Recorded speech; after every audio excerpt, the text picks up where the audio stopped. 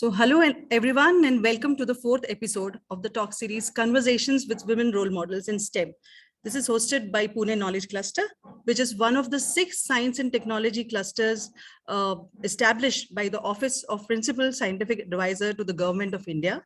PKC is hosted by the Inter-University Center for Astronomy and Astrophysics, IUCA, a UGC-supported government institution in Pune.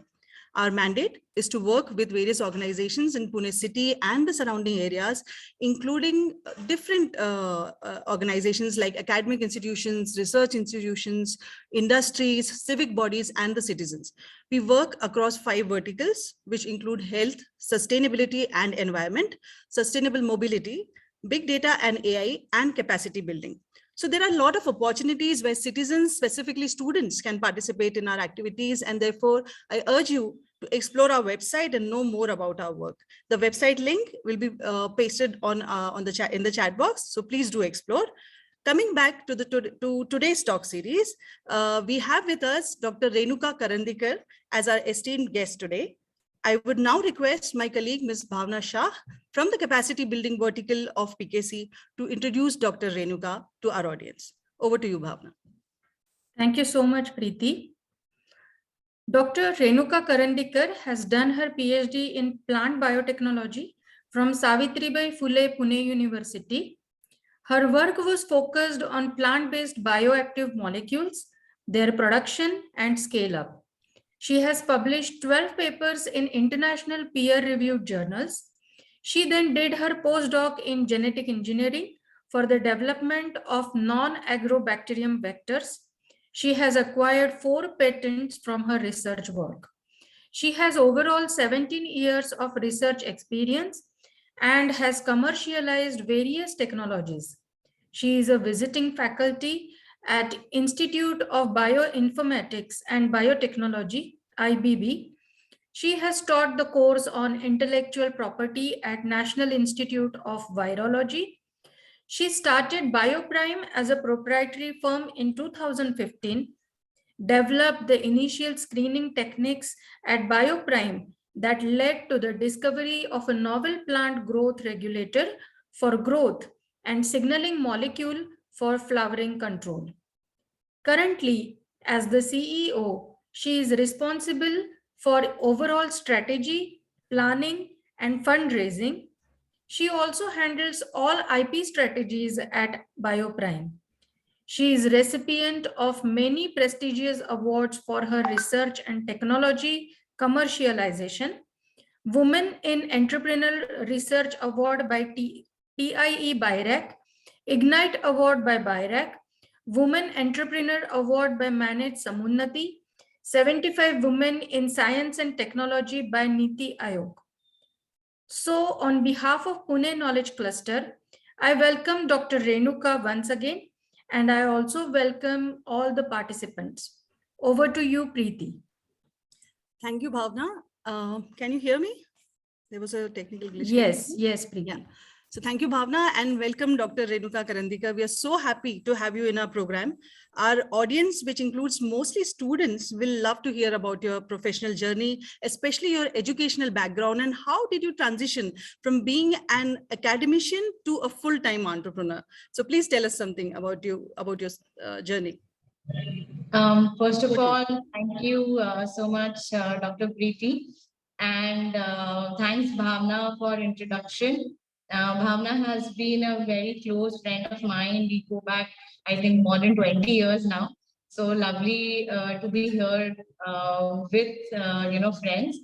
And I'm very excited to see so many people from academic background in the audience today. It is very, very exciting to see that people want to transition from academics into other aspects. So I welcome all of you.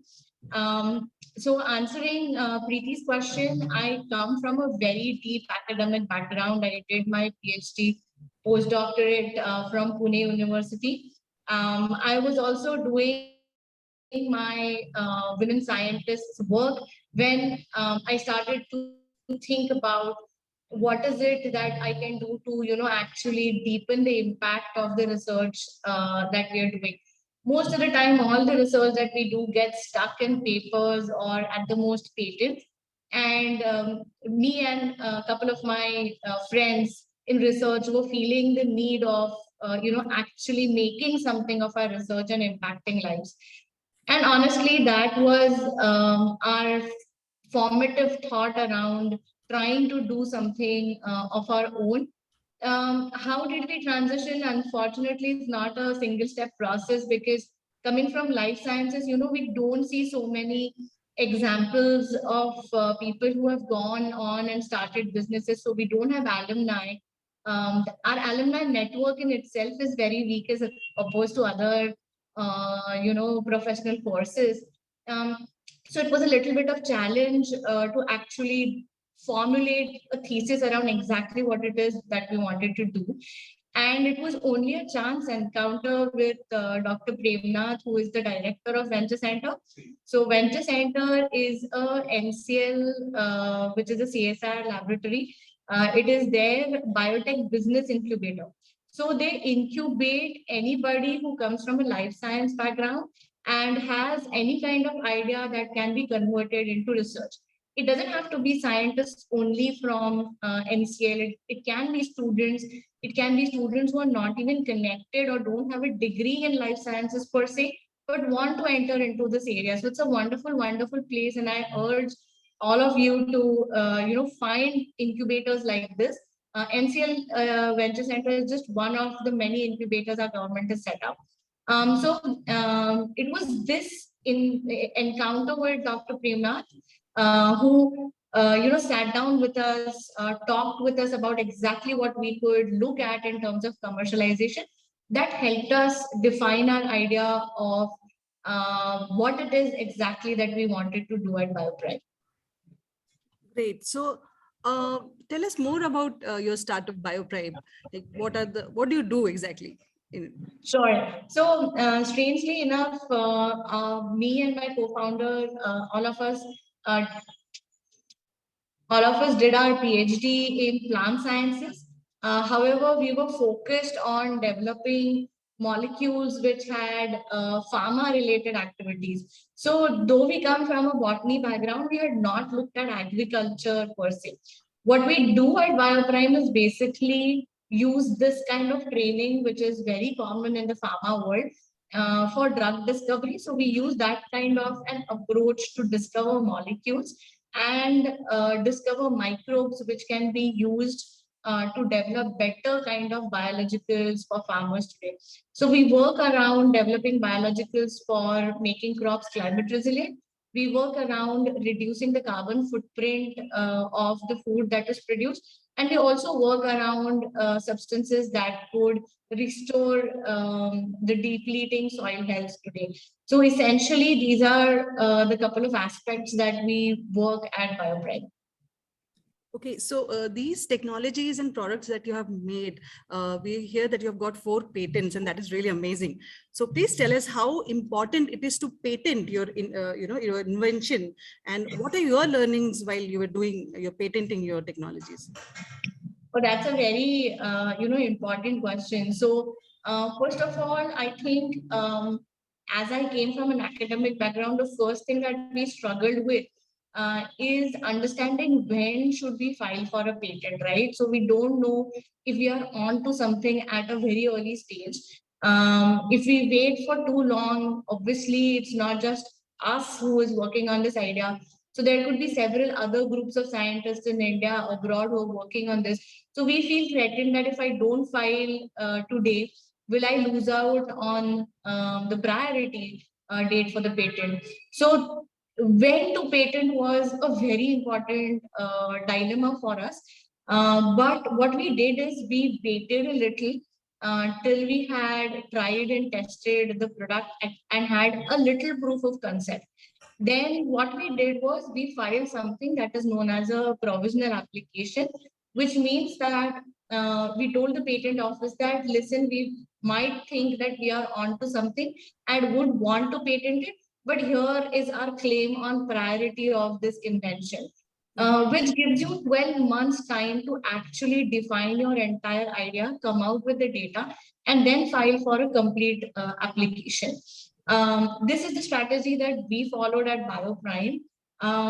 What it enabled us to do is get our idea out first, but it also gave us the confidence of talking to other people, talking to business partners, talking to people on the ground more freely without feeling threatened that, if I disclose too much, would my idea be stolen? And because we were talking very openly, automatically the trust gets built, right? I mean, if every time somebody asks you a question, if you reply, I'm sorry, I can't disclose this, there's no trust that can be built. So it gave us an opportunity to disclose and yet do so with utmost protection. And it gave us a time to build out the technology the way we wanted. And once that was done, within 12 months, we were ready with our patent application.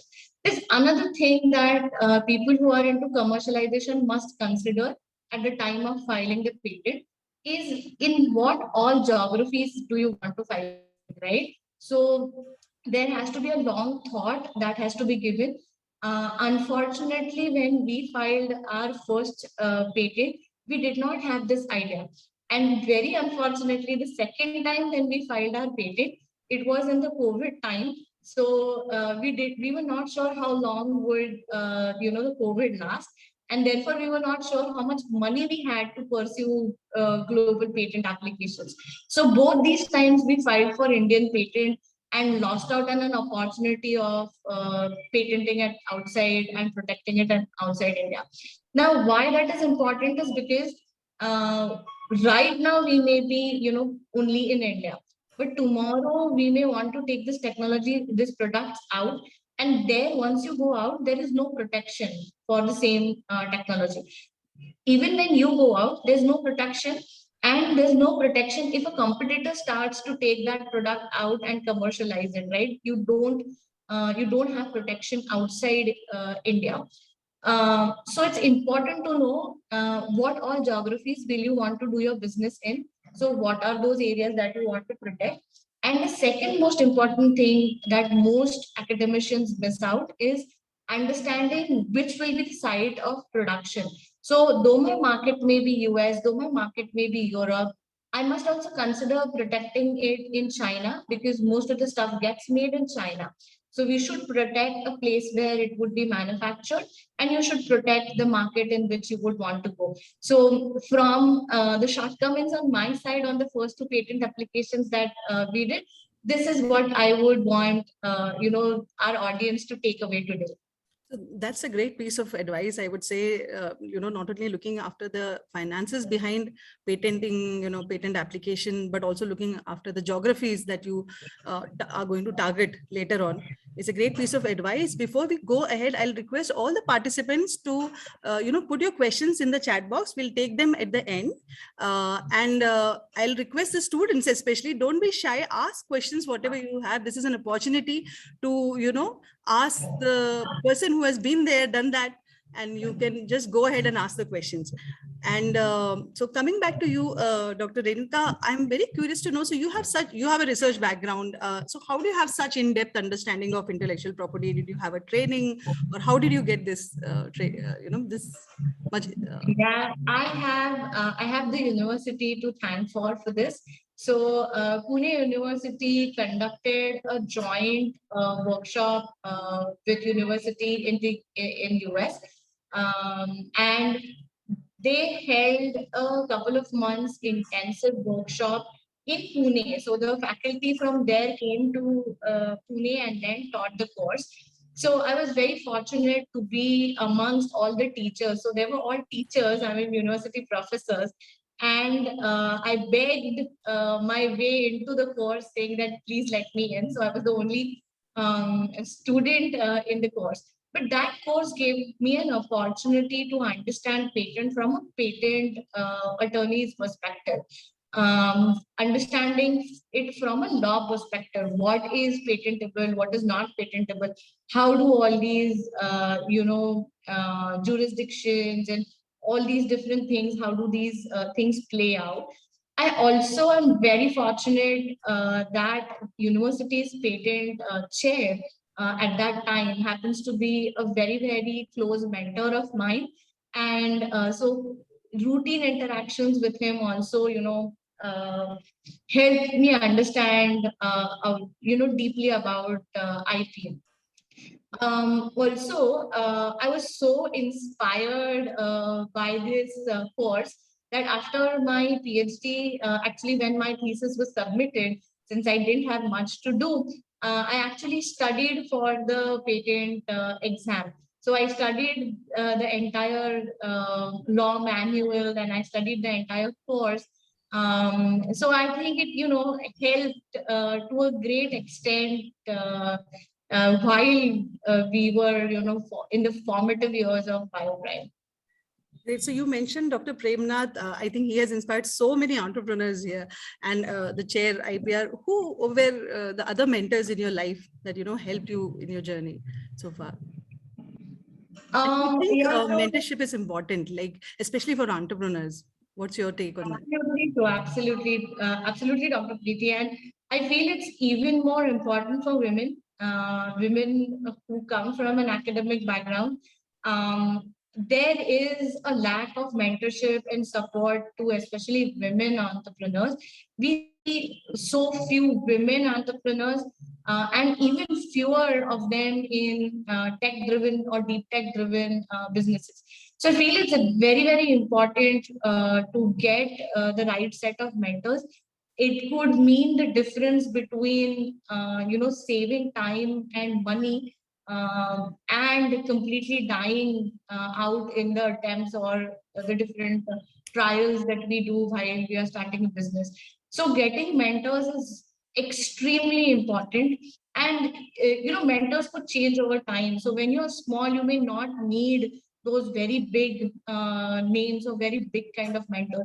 Even somebody who's gone through the process of starting up a business could be a very great mentor for you. So always look at it from a evolving kind of dynamics. So for me, when I started out, my friends in corporate worlds were my mentors. They were people who had done their IITs and IIMs and therefore knew a little bit more about businesses starting up, all these aspects than I did. So they were my first mentors. So friends and family were the first mentors for me. Then there were people like the IPR chairs, which is Vishal Kataria. And my father was an employee in Tata Motors, and his boss right now is the strategic head of Tata Motors. And in the initial days, I used to speak a lot with him, and he gave me some very good strategic advices. So, as you can see, friends, families, bosses of parents, mentorship can come from anywhere, but you just must be, very open and willing to take it. So talking about starting up the business, which one was your first grant, first this thing, investment that you got for your work? I think, the most important part of us being able to start up was this proof of concept funding from PIRAC. So for the students who are here, I will take just 30 seconds to explain what a proof of concept funding means. It means that you just have an idea and you have a reasonable confidence that this idea or whatever way you want to go ahead is going to work out. So this is called a proof of concept, which means that you take funding, you use that funding to develop a validation or maybe a small working prototype, whatever it is, and that gets you to the next stage in your startup journey. So for people like us who come from deep tech, we cannot start with small capital. There is a very high cost of instrumentation. There's a very high cost of consumables. And without the lab kind of an environment, there is simply nothing that we can do. So this proof of concept grant that we got from BIRAC, which is Department of Biotechnology's funding arm, I think that was a turning point for Bioprime. We were able to do something that we couldn't have done otherwise. So it was a very, very important grant. It still is probably one of the only grants which is given to anybody at a proof of concept stage in life sciences. Okay,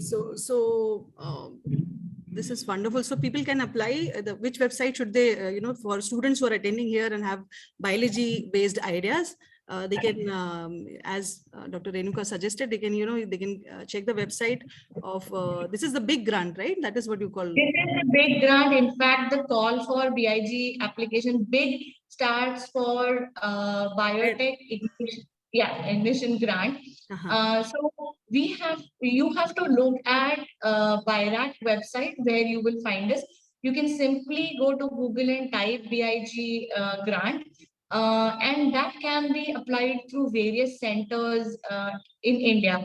One of the centers happens to be in Pune, one is in Bangalore, then you have in Delhi, and I think a couple of more places. I think there are about 8 centers through which you can apply for this grant.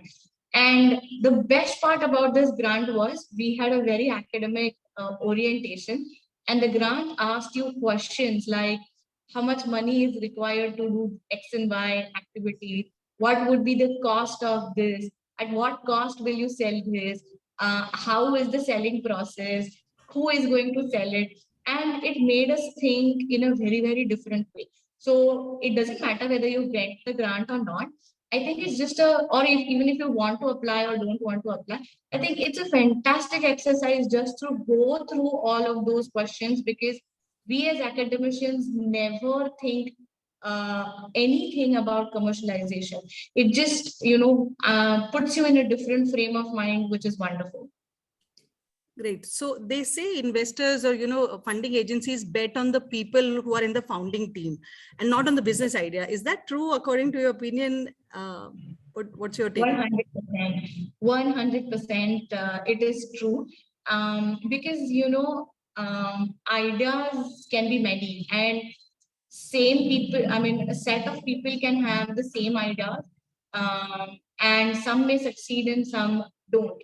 And the difference between this is strangely not even access to capital. It is the team and the people who make things work. So in the initial stages, yes, investors take a bet on people more than they do on the idea, because they know that, if one idea fails, they know that this set of people will come up with something and would make it work. So they take a bet on people. So having the right mix of people with you on your startup journey could make a world of difference. Okay, so you have got 2 co-founders. Tell us, how did you find them, and what are their roles and responsibilities? How do you split the responsibilities? So my co-founders are my best friends, and I know that you might have heard quite often that when you're starting out, you should have a balanced team. That is team that comes from different areas of expertise. You may be coming from a technology side, you should have somebody from a management side. And I do agree with that. And I wish we had that. But for me, it was very important that I have trust with the people I was working with. And my co-founders are my best friends. We know each other for more than 20 years. So just like Bhavna and I studied together, my co-founder, Dr. Amit, and I studied together while our MSc. We were standing one after the other in our admission line for our master's course. And from that moment on, we've been, very great friends.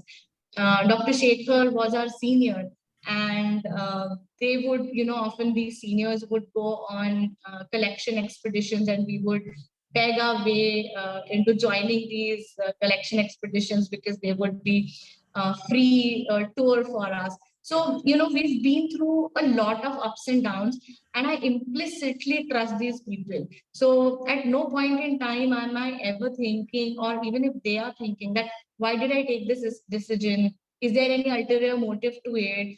And when you don't do that, right, when you're not second guessing each other, I think it just makes a very, very strong foundation. So we can yell at each other how much ever we want. We can have as much disagreement as we want. But we know at the end of the day, no matter what, we're still, friends who would give, who stand up for each other no matter what. And I think that kind of trust is needed while you do a startup, because it's just such a roller coaster journey that you would want somebody whom you trust so much with you.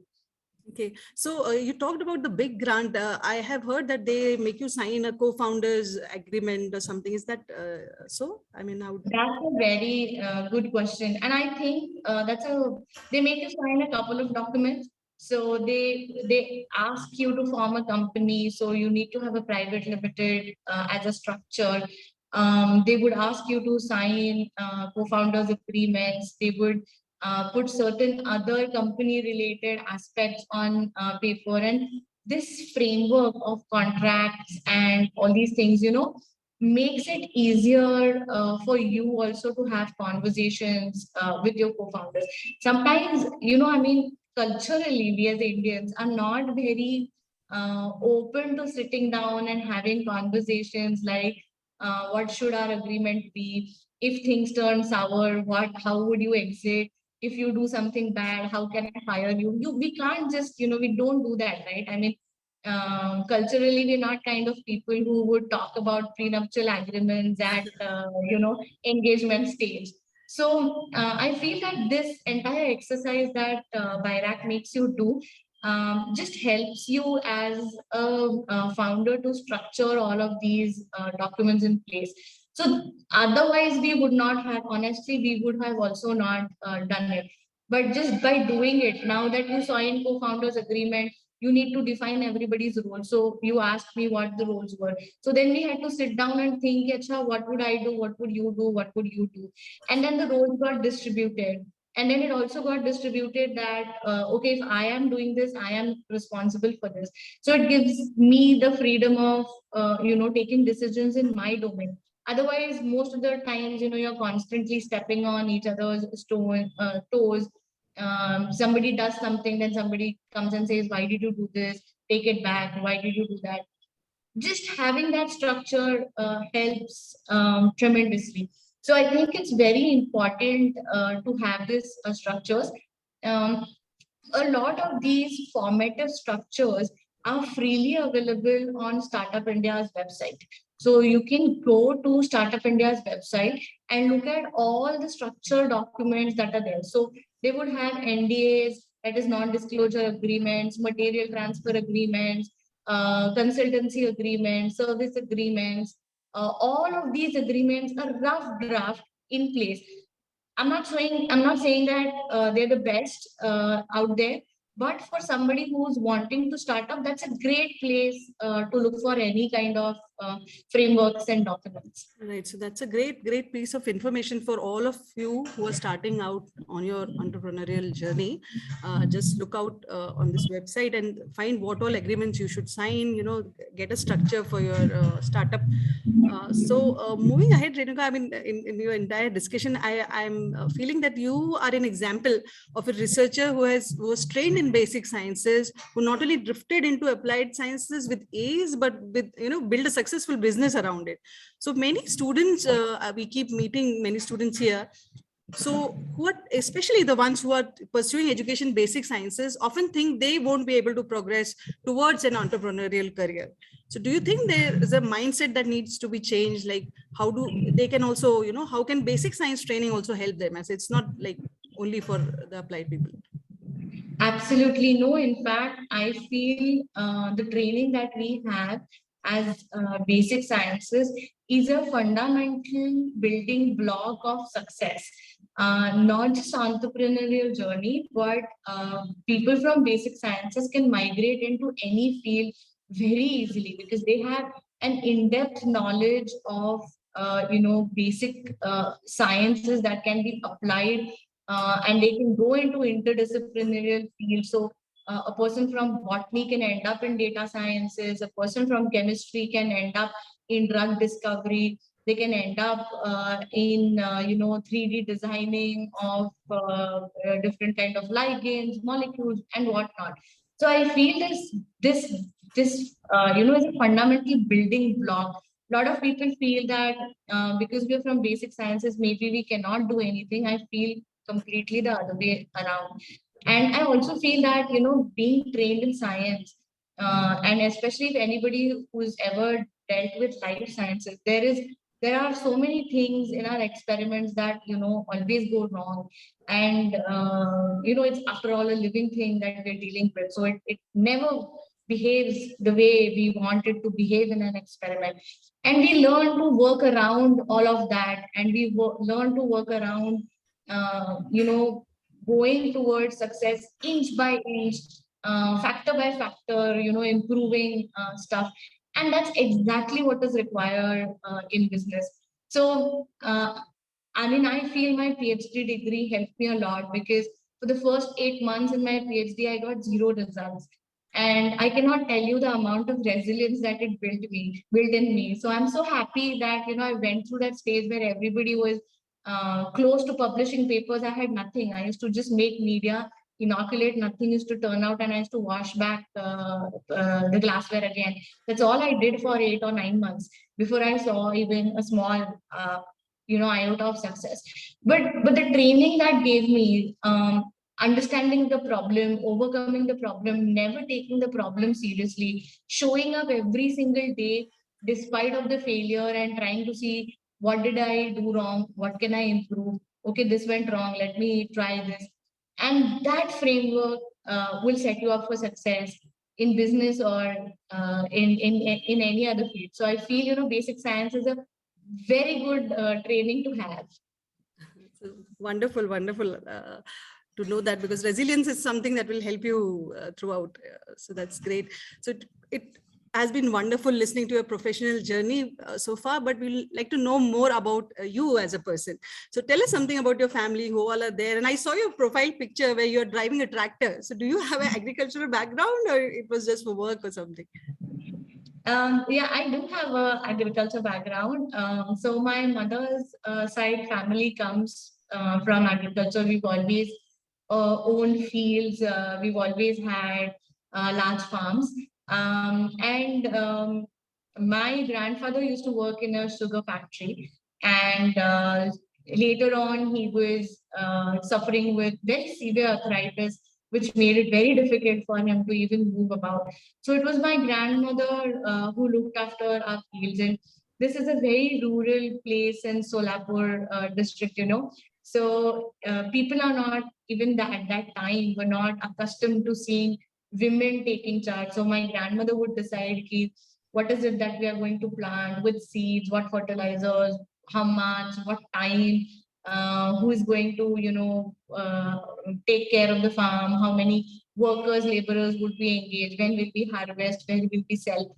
All of this I've always seen, my grandmother do it. So I have a very close association with fields since my childhood, and I'm very fortunate that every vacation I was, able to go back to that. So my learning or my love for agriculture comes from there. In my family, I'm the only child, so my mother lives very close to where I live, so it's good for me to balance work life and other family duties. I'm married to a guy in merchant navy, so he's away for 6 months, and that was challenging in the initial days, especially when my son was small. I have one son who is 13 years old. He is a geek. He loves books. He loves reading. He loves coding. And my in-laws stay with us, which means that I have a lot of support. I travel a lot, so I don't, worry about how my son is going to be. Especially if my husband is away, then how would he manage? So I think family support is very important, especially when you have such unpredictable jobs and unpredictable timings. So it's very important to have family support.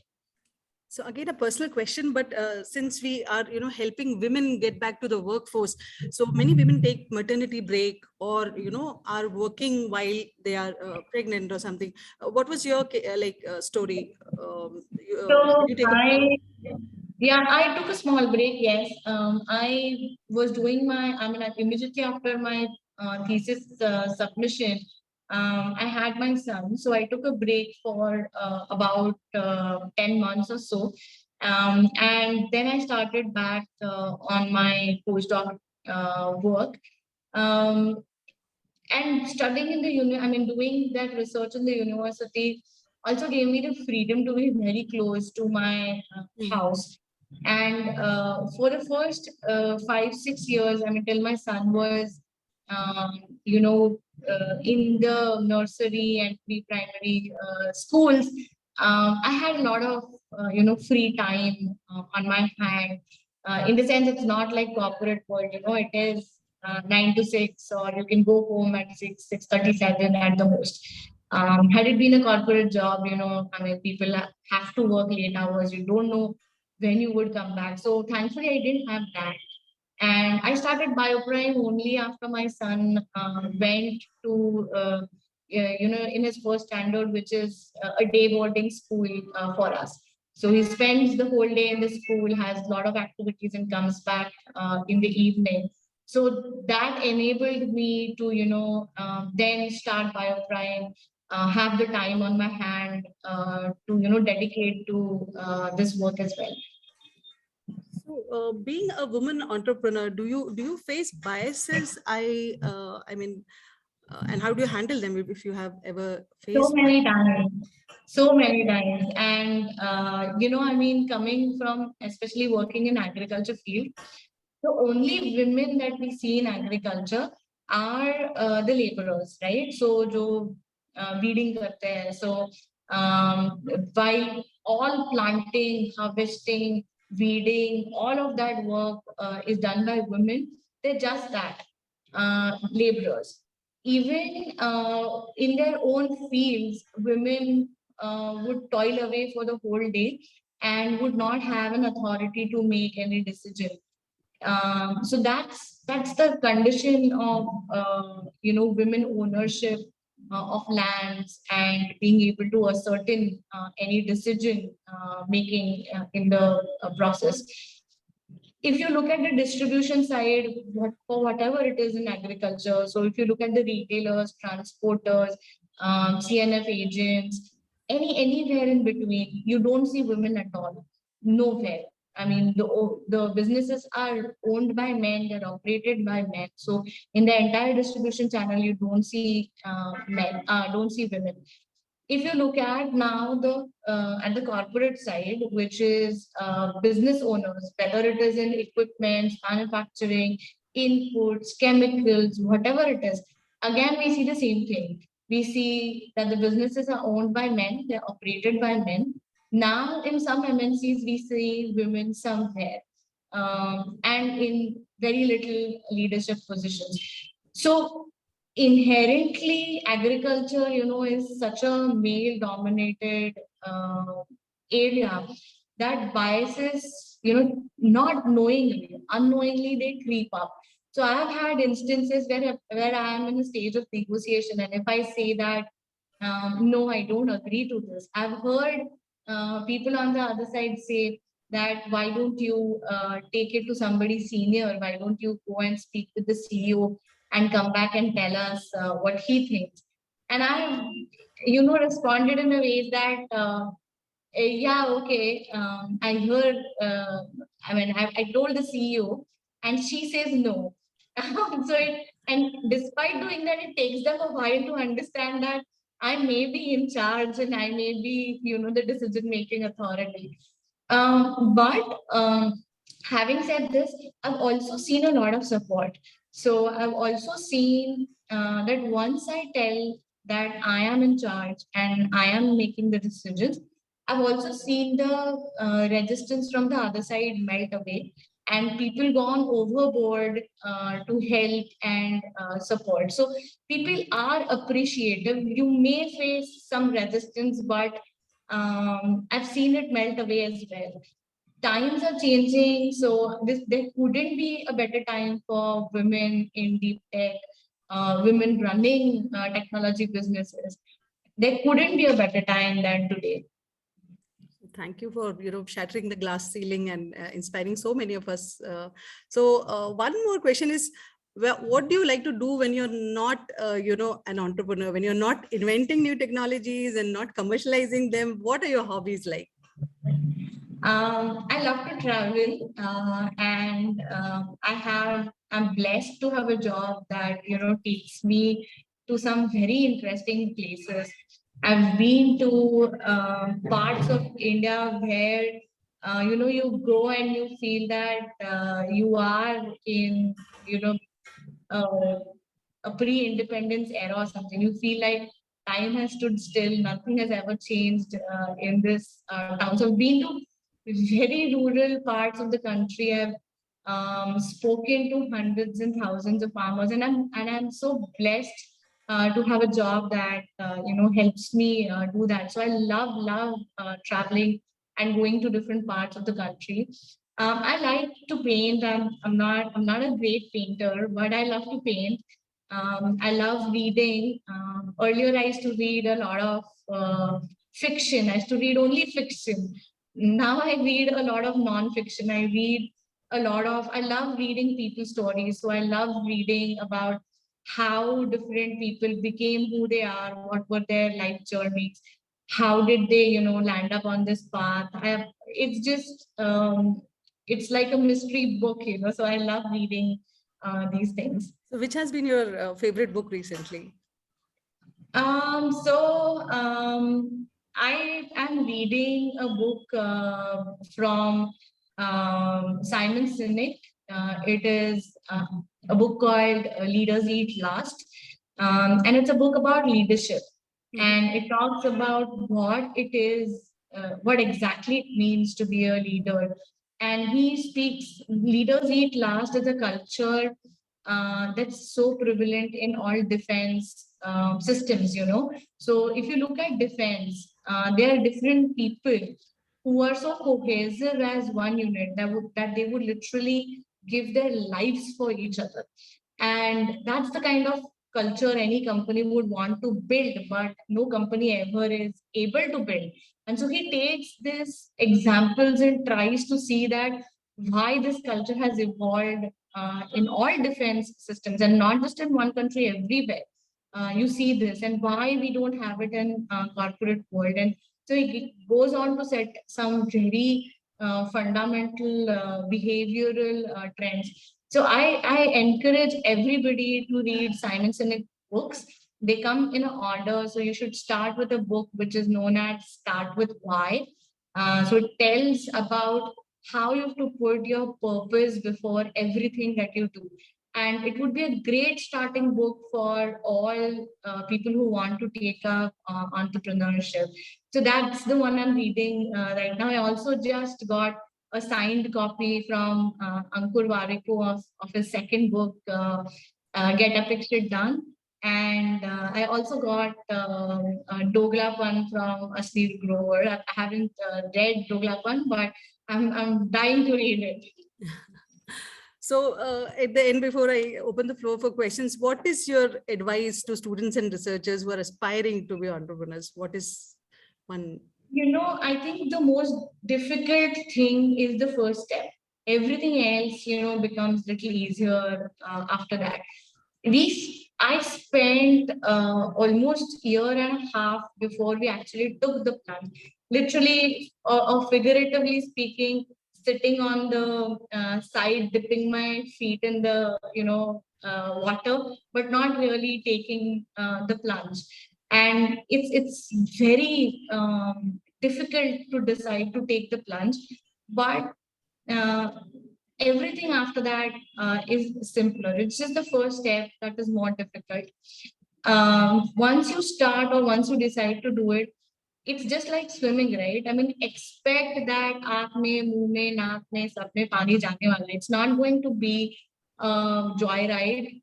You are going to have near a drowning experience. Expect that, because once you expect that, you're prepared for it. And I also feel that once you are built like that, once you were built like that, it just gets a little more easier. Um, we always think, like for anything that we do, we think that XYZ ho jayega, then I'll start. I don't have this. When I have that, I'll start. This is not there. Once this is, I will start. Let me have this, then I will start. That perfect time for anything actually that we do in life, there is never a perfect time. There can never be a perfect set of opportunities lined up so that now you can start. It's never going to be happen. So any day is a good day to start, which means today is also a good day to start. So just start, just get on, just get small things lined up, and before you know, you would be on your way. Great, great. So basically, don't look for excuses.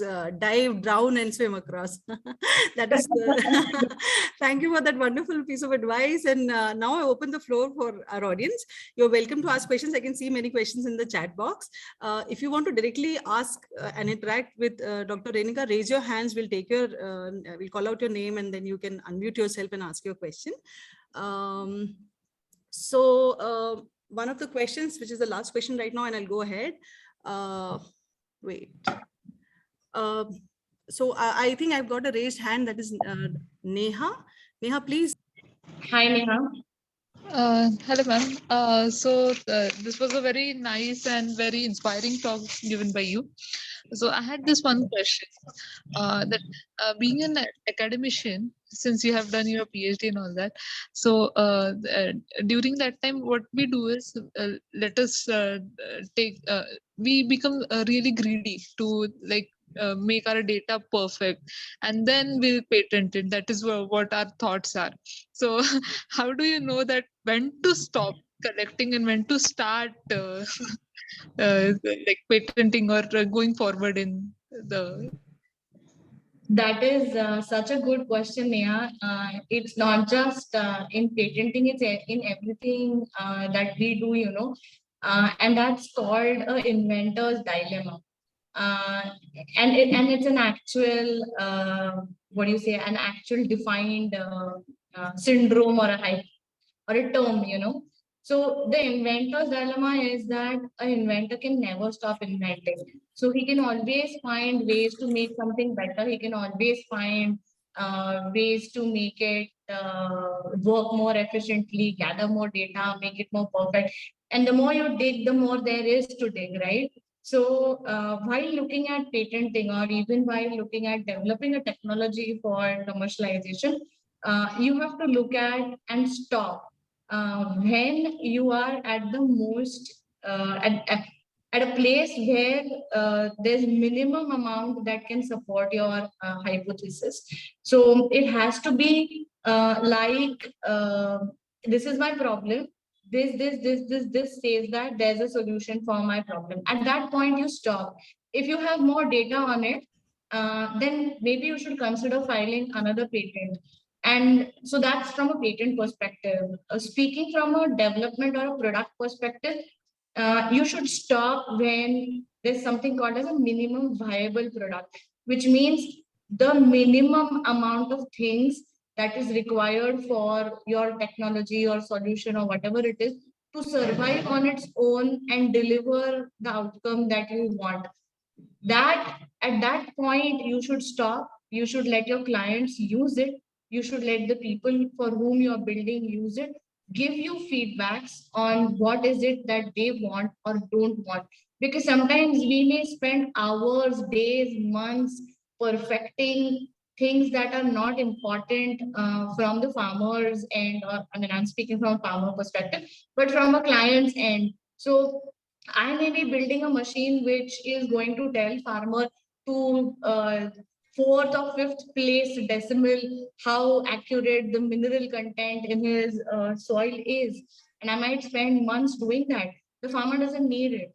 The farmer just needs a quick machine that will tell it approximately how much nitrogen, how much potassium, how much phosphorus is there.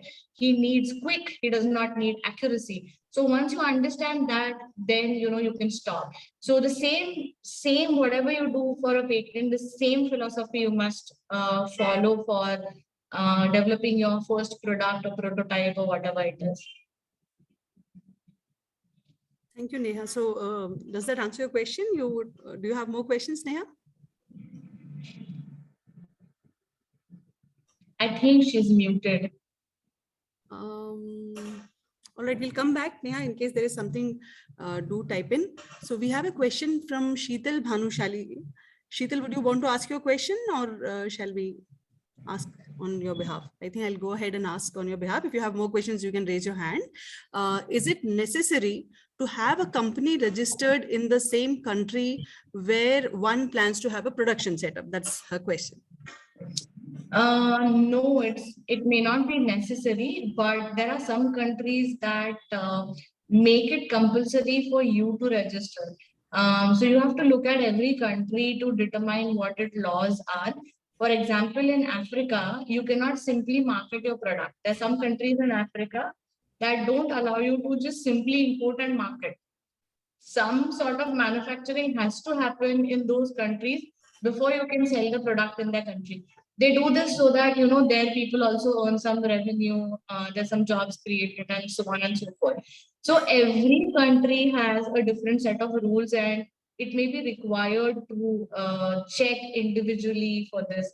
There are people who help with export. There's people who are like act as consultants, and they're consultants for different regions. So you might want to look at a consultant who has knowledge about the region that you want to go in, and can help you with that. Great. So I don't see more hand raised, so I'll take up the questions from the chat box. A person with the initials PD says that this geography tip is helpful, but I also have another question. Can we get a patent that's valid in all countries with research happening everywhere and globalization? Okay. No, there is nothing that is called as a global patent. So allow me 1 minute to explain how this works, right? So a patent is like a physical, imagine your patent to be like a physical property, correct? So now if I have a house in Pune, it means I have a house in Pune. And once I put a fence around it, it defines the space that I own. So your patent is like a house. If I have a house in Pune, I have a house in Pune. If I want a house in Kolhapur, I must go and build a house in Kolhapur. Only then can I have it. Now the fence around your house is the claims that you write. The claims tell what all can you own and how much of it can you own. So it's like the fence, the property that you really own. So there is no single window that determines or that can say that here's my single window application, now I want patent all over the world. So there's nothing called as a global patent. Each geography, wherever you want to file, you have to apply. The only thing that is simpler here is something known as a PTC, patent application.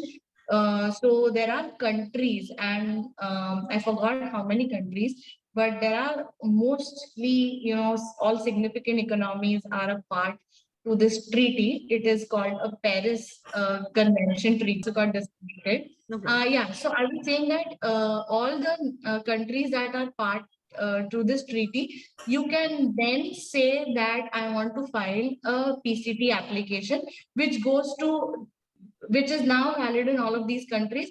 In the next stage, you have to select that, do you want all of these countries, or do you want only one or two countries out of it? So you can select, but it is for you to choose at the end, and you have to go through the process of doing it.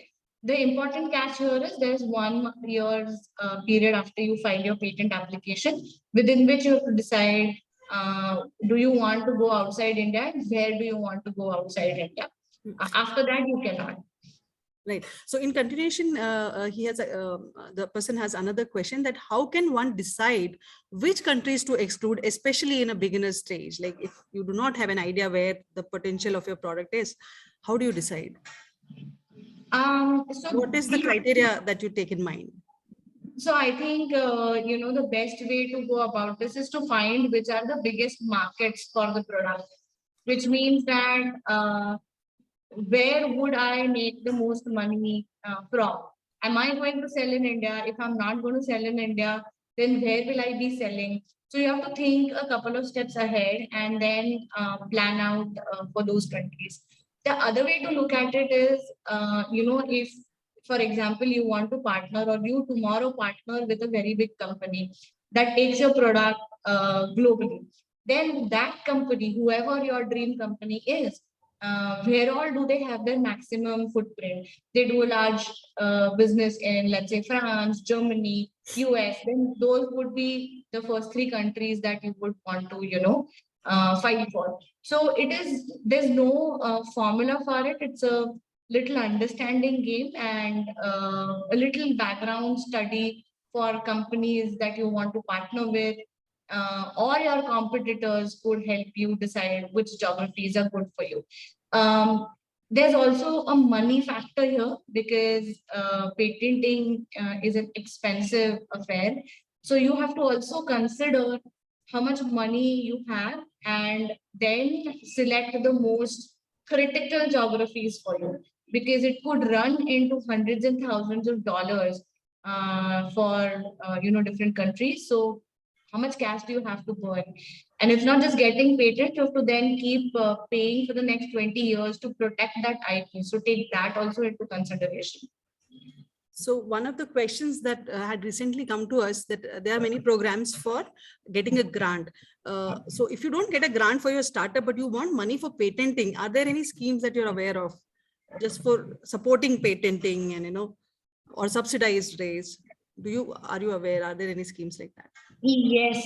So if you don't have a grant and if you are registered under the Startup India program, if you are a recognized registered startup under the DPIIT scheme, then you get certain fees waived off from the government. So I think all the government fees are waived off. You still have to pay the attorney who drafts your patent. You have to pay him. But from the government side, certain concessions are given. Also, the government fast tracks your application. So, which means that your application will. I see somebody has asked about a patent exam. I think you can find more details on the patent exam on the Indian Patent Office website. So IPO India is the website where you can go and find more answers for this. Okay, so I'll take the question from Mr. Ginny. She says, my question is, patent is a globalized phenomenon which becomes necessary after every new research innovation, but patent do have certain time limitation and the literary work cannot be protected after 20 years. What do you do about that? So every time there's an innovative step, every research progresses, right? So for every patent application or every basic fundamental research that you do, if you can show a good enough improvement, which can constitute as an innovative step, you can file for a separate patent application. Till that, if it is a small incremental innovation, then you cannot. So once you have enough data on showing that you have something over a previous patent application, you can go ahead and add another patent on top of it. So that's called, a patent landscape. To give you an example, it is like saying that termites are antiseptic.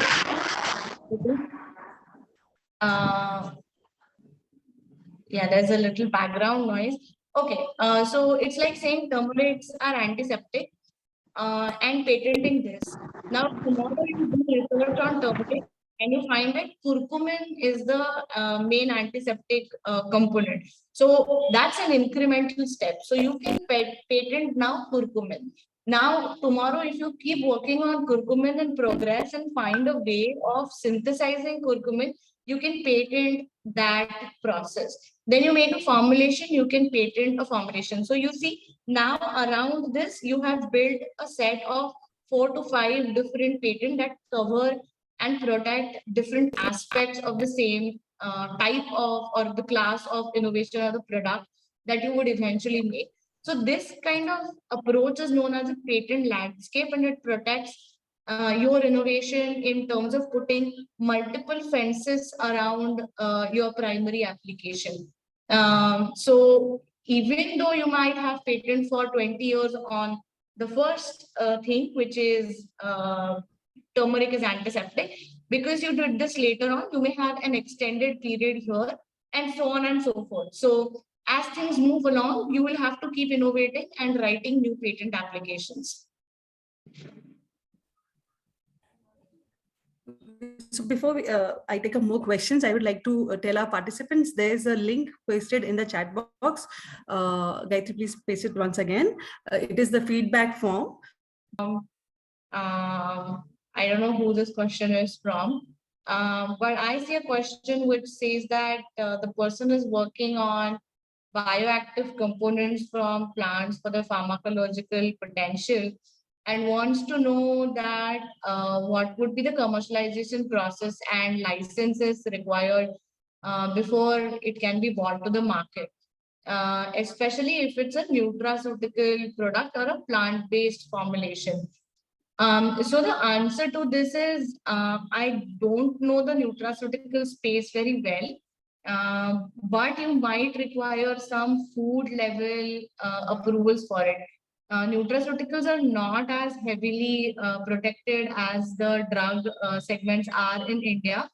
But there are certain guidelines that are coming into this space very rapidly. You might be required to do certain tests, especially around toxicity.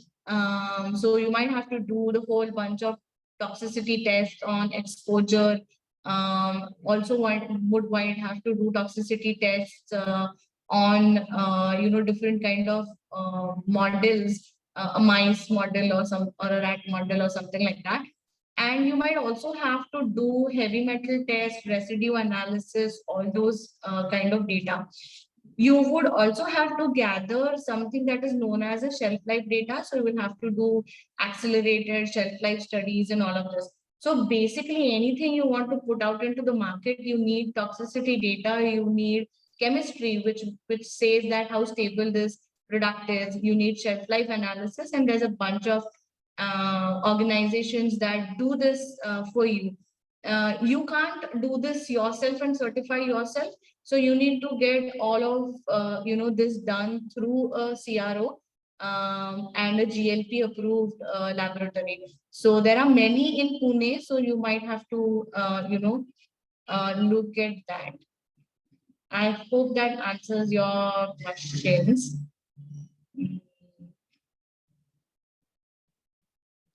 Okay, somebody has asked about what are the products that we do for the farmers. So we basically have two approaches of product designing. One is looking at molecules that form internal communications for plants.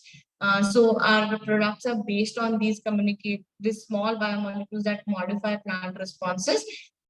So these are the products that have been commercialized. And we have 3 buckets here: stress, products for stress, that is climate resilience, product for growth, and products for yields.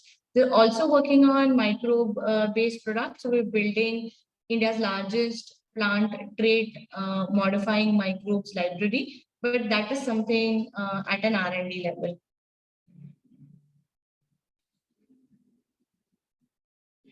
So somebody's asked about from where can you raise money to launch a startup. So if you are a life science based student, You should look at Department of Biotechnology, you should look at Department of Science and Technology, and you should also look at Startup India site, which will give you a detailed understanding of the kind of fundings that are available to you. There are many incubation centers in the country. There are many centers that Atal Innovation Mission runs. They are called Atal Incubation Centers. They are present even at Tier 2 and Tier 3 cities in India.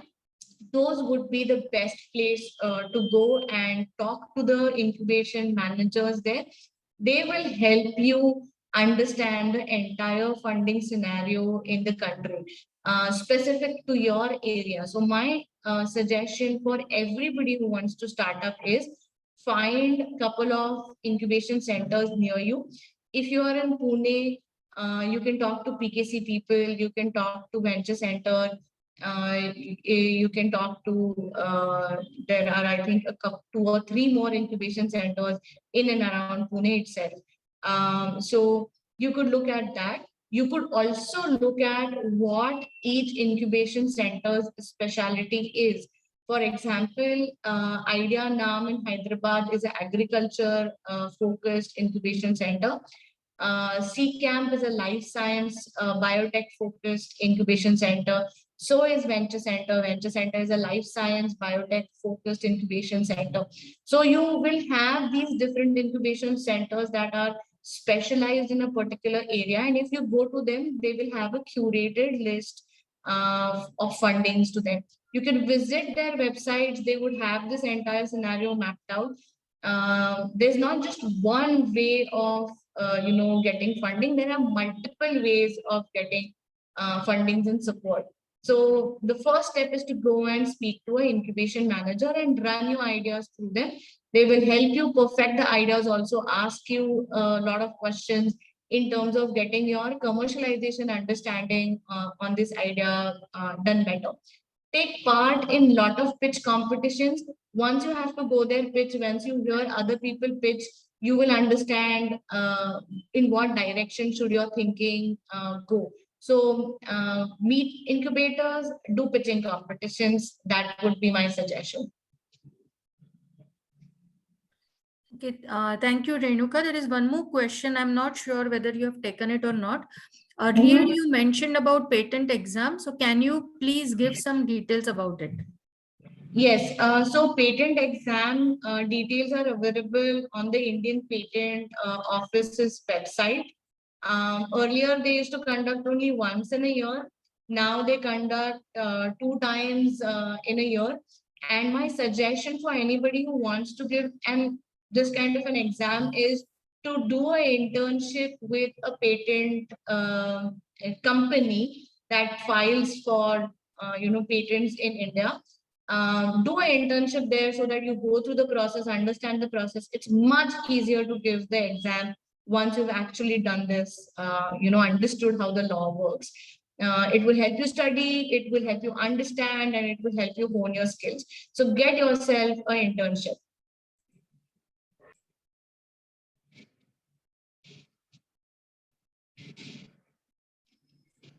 Okay, thank you very much, Dr. Renuka. I request all the participants to fill the link which is shared by Gayatri Kshirsagar, and you will receive a e-certificate by submitting that form. So kindly fill that form. Anybody else who would like to ask any more questions, you can raise your hands.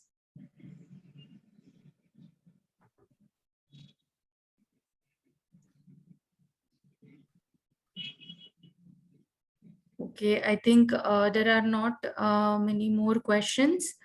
I request everyone to switch on their video so that we can have a group photograph, we can have a screenshot together. I request everyone. While we are switching on the cameras, we have students from the Vinyan program. I request them to come forward and ask questions if they have.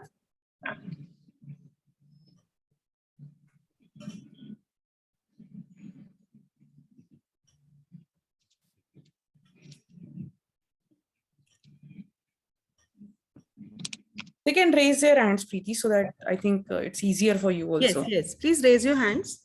This is a request to the Vinyan program students.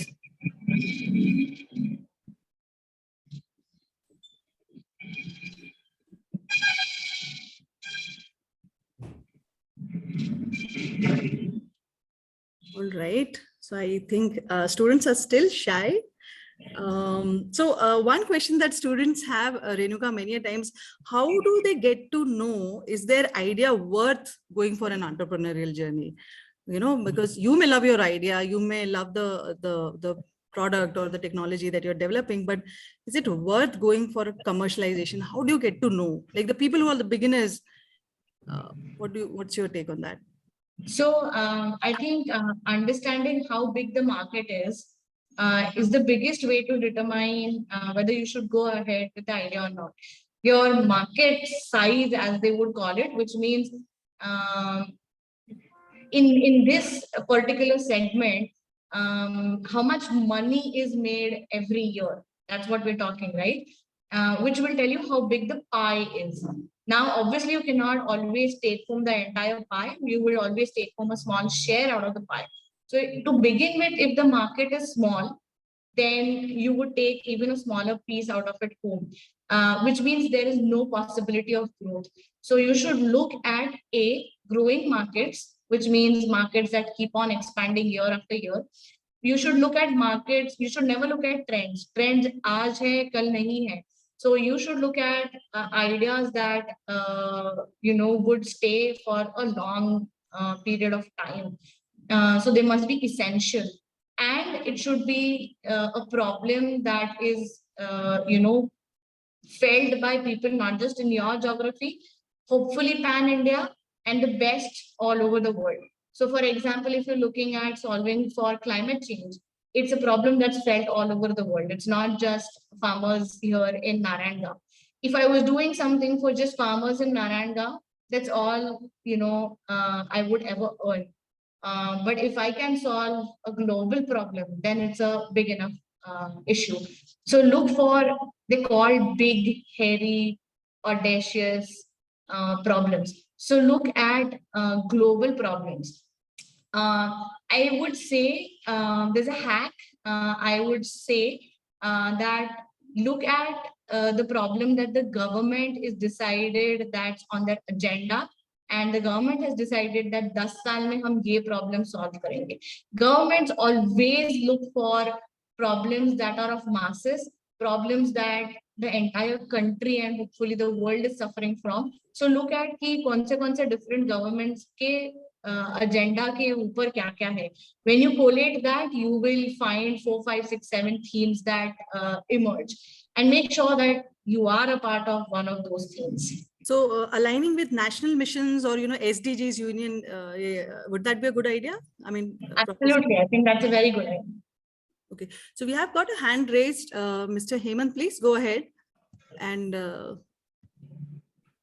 you can ask your question. Yeah, hello. Yeah, we can hear you. Yeah. Thanks a lot, ma'am. It was a nice session. Thanks for the very much information.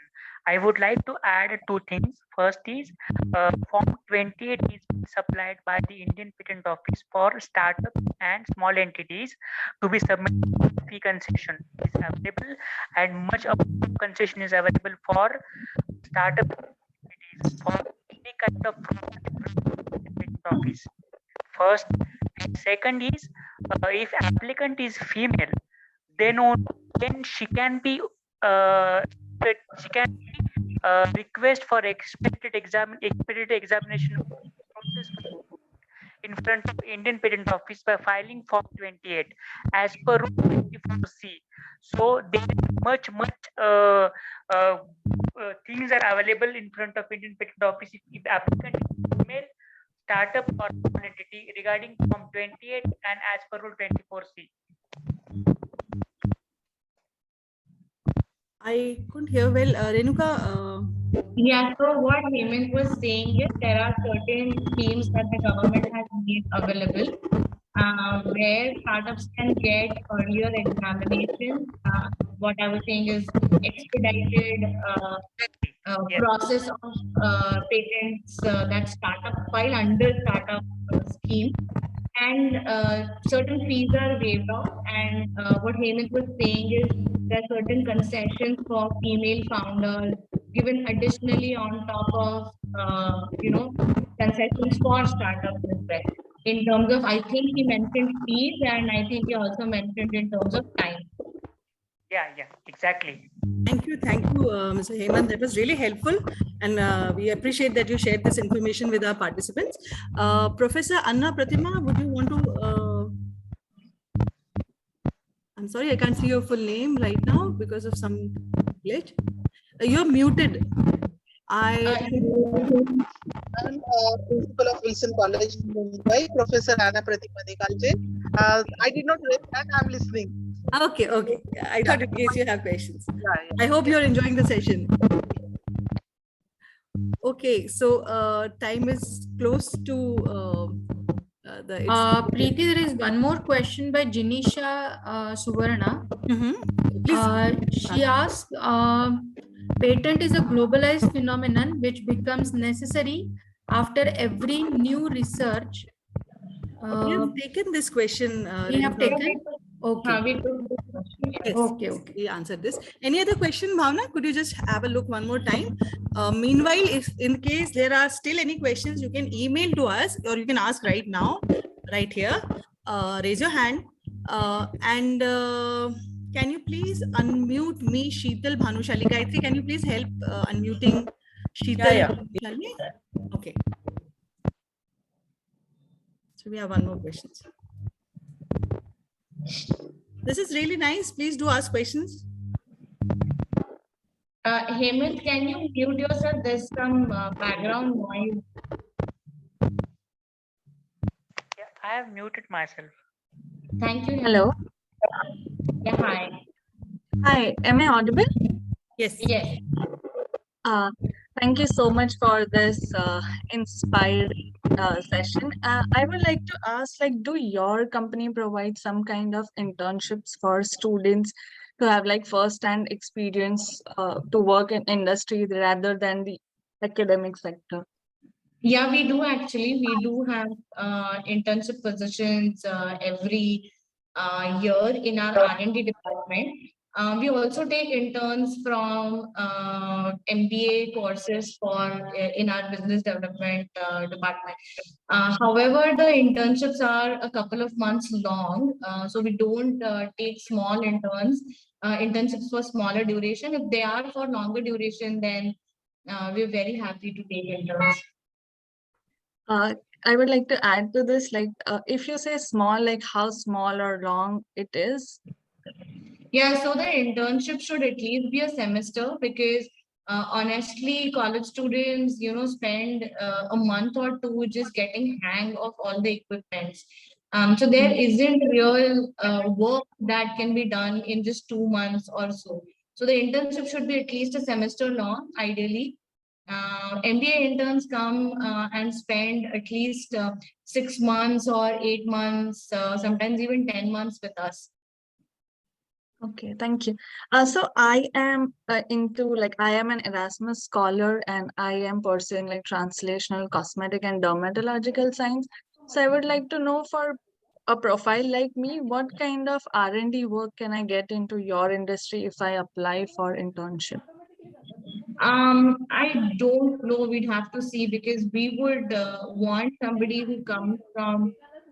It doesn't matter if you worked in agriculture or not, but if we have to extrapolate, then for example, we have clinical microbiologists.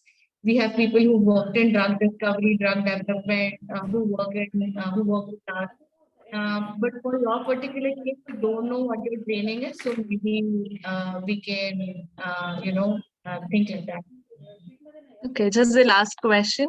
So if I have an idea and if my university agrees to host or work with me, but I want to have a kind of collaboration work or maybe make you my mentor and then have like field work in my uni. So is it possible, like, are you open to collaborations with students or not? Uh, we are always open for collaborations. I think anybody who comes from a university background will tell you that the only way they got some work done in the university was because of collaboration. So I'm very open to collaborations. But having said that, we have to look at it from case to case basis because we are a small startup. We don't have hundreds and thousands of people. So where and how we decide to put our focus on is very important. So as long as it is aligned to what we do, we're very open for collaborations. Okay, thank you. Thank you so much. Sure. Thank you, Sheetal. One last question that we'll take now is from Deepshika Motwani. Renuka, the question, she says, "Dear ma'am, this conversation has been very interesting.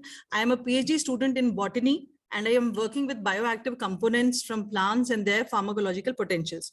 So my question is, if as a researcher, I have a patented active compound and I have to go for commercialization, what are the licenses I will require before bringing it to the market? Of course, if it is a drug, I mean, I may need FDA approval, but if it is a nutraceutical product or a plant-based formulation or dried plant-based capsules, what kind of licensing should I get before commercialization? Also, can just having a product makes me eligible to apply for a grant with BioRack? Yeah, so Preeti, we took this question while you were out, but what I suggested at that time is that some sort of licenses are required for nutraceuticals, which I don't know about, and she would have to look at it to find exactly what licenses are required.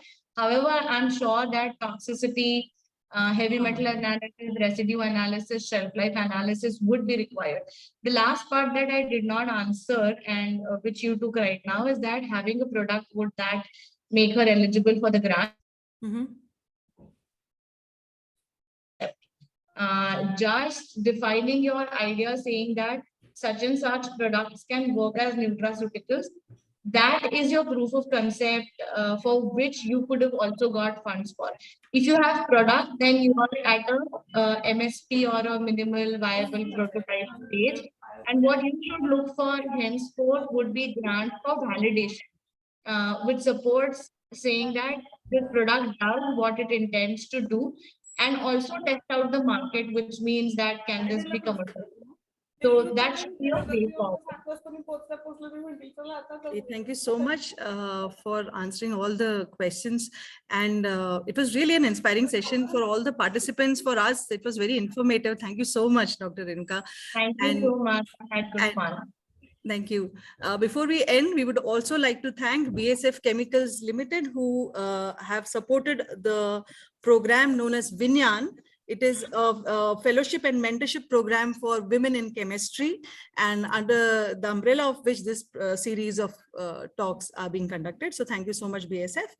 And with this, we ask everybody to please fill the feedback form. If you have not filled, it is still there in the chat box, and stay connected. Follow us on social media. We keep having such wonderful guests as we had today, and stay inspired, keep working. And this is your host, Dr. Preeti Nema, signing off. Thank you so much. Preeti, we need to take a just a second. The photo has happened, right? Photo has not happened. Oh, okay. All right, please don't go away. We still have this photograph.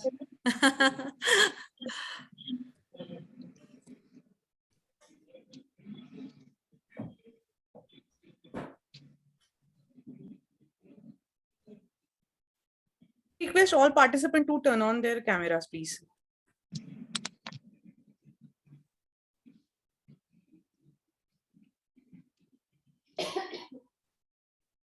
Sorry for the trouble. There have been many technical glitches today.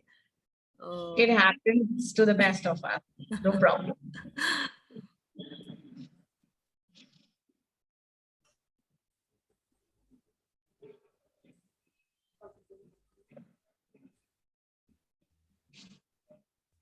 Are we done? Are people not switching on their cameras, maybe, but that's okay.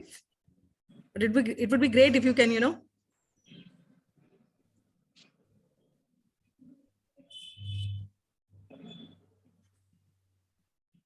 Yeah, done, Preeti. Done? Yeah. Okay. Yeah, Thank you yeah. so much. Thank you so much. Thank you. Thank you so much once again. Thank you, Renuka, for being our guest today. Yeah, thank you so much. Pleasure's mine. Thank you. Bye-bye, everyone. Bye-bye, everyone.